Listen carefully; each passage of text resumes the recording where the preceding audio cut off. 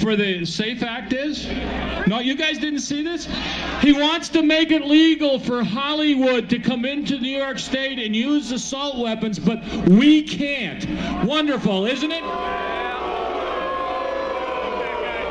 Without further ado, I'd like to bring up Assembly Minority Leader Brian Kolb. Brian?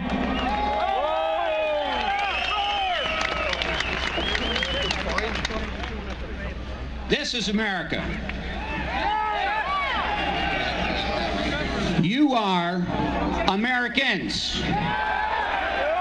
You are patriots that took time out of your day to travel here to the state capitol to send a message to that building right over there that it's about the United States citizens and protecting their rights as guaranteed by our Constitution.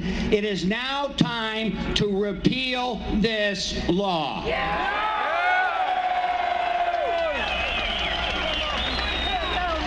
I want to give two thank yous to start. One, all of you that have made the trip, let's give a round applause, cheer, stomp your feet for the man that helped put this whole thing together, Tom King of the New York State Rifle and Pistol Association.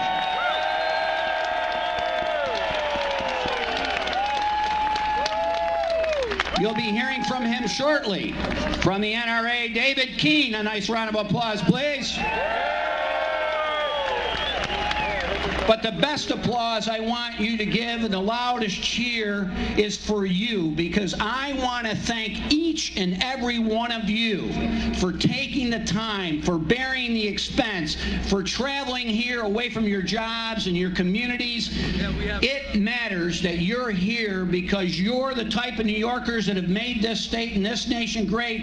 We thank you for being here to defend our Second Amendment's rights. Give yourself a round of applause.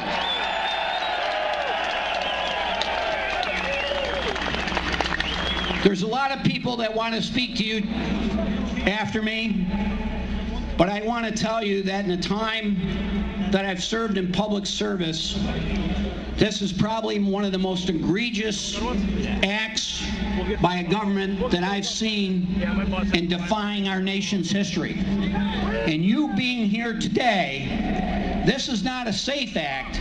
It's the wrong act, not only for New York, but for the United States of America.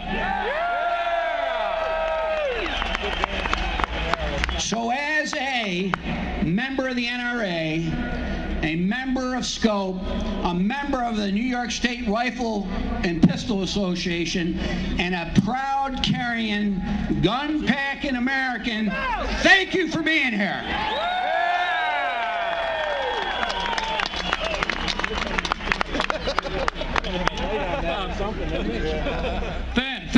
Thank you. I'd like to, we've got a lot of people backing up, and I was going to say some comments. I said enough beforehand. Steve Alstead, I'll let speak in a minute, but we have to get some people up here. One of the people that I'd like to bring up is a young lady, Samantha Salazar. Samantha, are you here? Here she is. Samantha is a shooter, a student, and is an NRA scholarship winner from West Seneca, New York. And she has a few things to say to the ladies in the audience. Hello, everyone.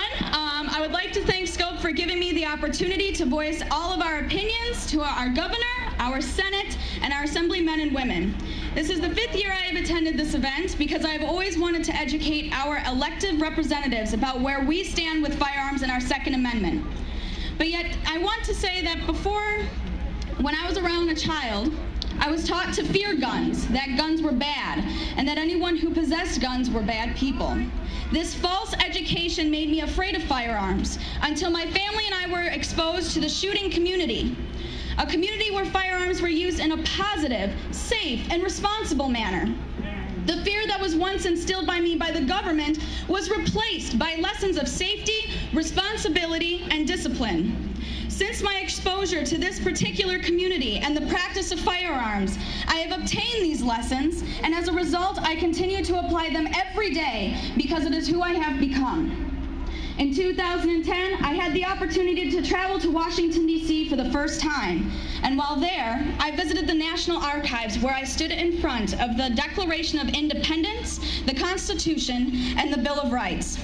The very documents our founding fathers had left for us, the American citizens. While looking at the very foundation of our nation, a wave of responsibility, pride, passion, and tradition swept over me. Our founding fathers risked their very lives for these documents because they were not thinking of themselves, but rather about what this nation, this country, could stand for. They had the foresight to predict the challenges that the future may hold, and in return gave us the tools to protect this great nation from government tyranny. Now it is our turn, just like we are here today. We, as a nation, as a people, must unite and fight for our rights as American citizens. This message is to those who are not aware of why we stand here today with concern and anger over this New York Unsafe Act. This act was illegally rushed through our Senate and Assembly without any public hearing or input from various law enforcement agencies around New York. State lawmakers did not have the chance to review the bill as presented, leaving many questions about the implementation and regulation of this new law. You may ask, why should I get involved? Or why does this pertain to me? But even from a procedural standpoint, the New York SAFE Act is both unconstitutional and immoral. Do not allow your government to chisel away the very core of this great nation. As we all know, freedom does not come free. Thomas Jefferson wrote, "Government big enough to supply everything you need is big enough to take away everything you have." The course of history shows that as government grows, the liberty decreases from the people. I thank those who have changed their daily, even monthly schedule to dedicate both their time and energy in voicing our support for the Constitution and the Second Amendment. Through thick and thin, we have banded together to ensure that our voices are heard and our rights remain intact. To Governor Cuomo and other legislative leaders who have voted for this act, you have wronged the law-abiding citizens and have continued to do so for your own political aspirations and gain. Yeah! You thought that once this act was passed, we would not make a sound, but you were wrong.